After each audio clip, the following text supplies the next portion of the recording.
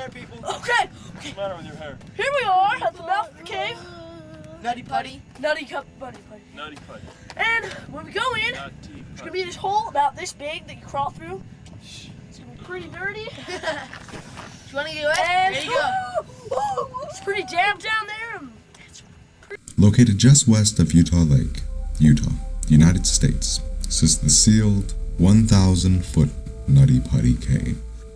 Discovered in 1960 by legendary Utah cave explorer Dale Green, the cave is currently owned by the Utah School and Institutional Trust Lands Administration. Green was born in 1930 in Mona, Utah. After graduating from South High in 1947, he eventually fought in the Korean War as a member of the United States Air Force. After attending the University of Utah and gaining his Bachelor of Science in Electrical Engineering, he became a prominent figure in the cave exploring scene in Utah. He eventually went back to college and collected a Master's in Electrical Engineering and a PhD in Geophysics. Moving back onto his cave locating work, he is credited with the discoveries of not only Nutty Putty Cave, but the Blowhole Cave, also located in Utah.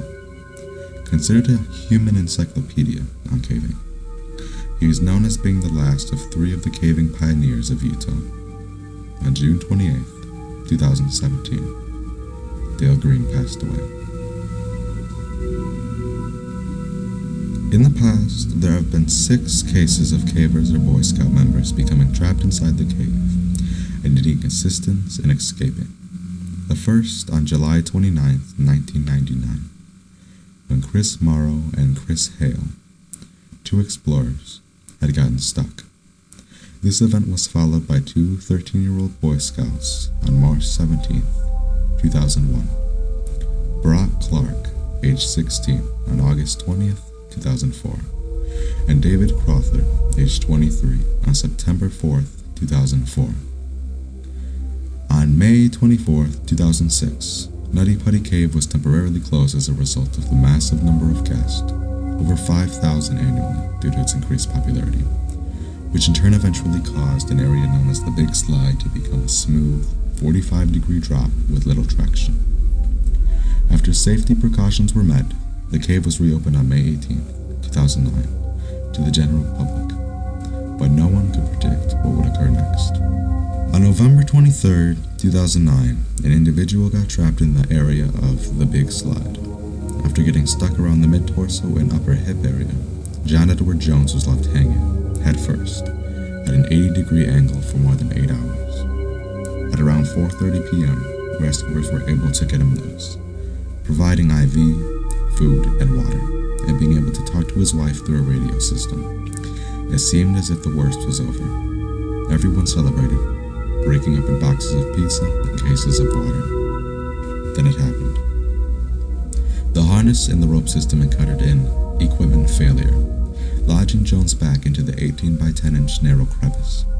The failure was determined to be the result of an anchor being drilled into a piece of rock that was weak and had gradually become loose and separated. By the next day, after 24 hours of rescue attempts, it seemed to be back at square one. On November 24, 2009, John Edward Jones perished in the Nutty Putty Cave. As it happened to be, the part of the cave was deemed as too dangerous for retrieval for his body, and the Nutty Putty Cave, with Jones inside, was sealed off to the public.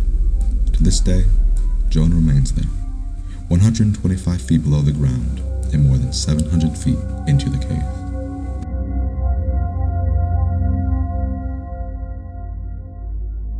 He freed at some point in time today? Freed is a relative term, Shauna. He was pulled back a little bit to a more comfortable position where he was in more of a horizontal position, but there was still 16 feet of that tight tunnel he was stuck in for him to get out of before he would be truly freed and be able to leave the cave. Now, a piece of equipment broke at that time. He has since slid back into that original position with his head down at a 60 or 70-degree angle, so a very uncomfortable spot, and rescuers very worried tonight. The sun came and went Wednesday, and the Utah County Search and Rescue Team still surrounded the mouth of Nutty Putty Cave. Inside, 26-year-old John Jones had been stuck since 9 o'clock Tuesday night. Being stuck in that position for going on 23 hours now makes it very difficult for him. Only a single rescuer can get in the space called Bob's Push, an area only 18 inches wide and maybe 10 inches high. Jones' brother saw him enter the passage while they explored.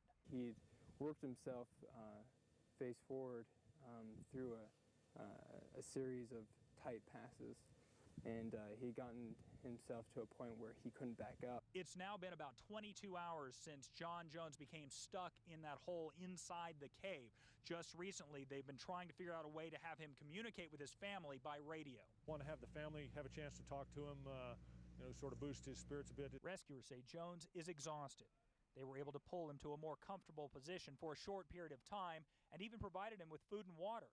But then equipment failed, and they were back to where they started. Still far from being a recovery. It's a rescue, but the longer it goes, obviously, the more concern there is. And tonight they are using every tool available to them, including some pneumatic tools, some air-driven tools, to try to make that hole larger, get perhaps an extra rescuer in there closer to him, maybe get a rope on him and get him back out of that tunnel, at least to a more comfortable position. What they're really worried about, though, as he gets more tired, he's in that awful position down there, he will be unable to help them with his own rescue, and that's something they really need from him right now. They need him to put some effort into it and maybe get himself out, but he is exhausted is what they're telling us. Back to you, Mark and Sean. Now, Fields, earlier today, we all thought he'd be out by now.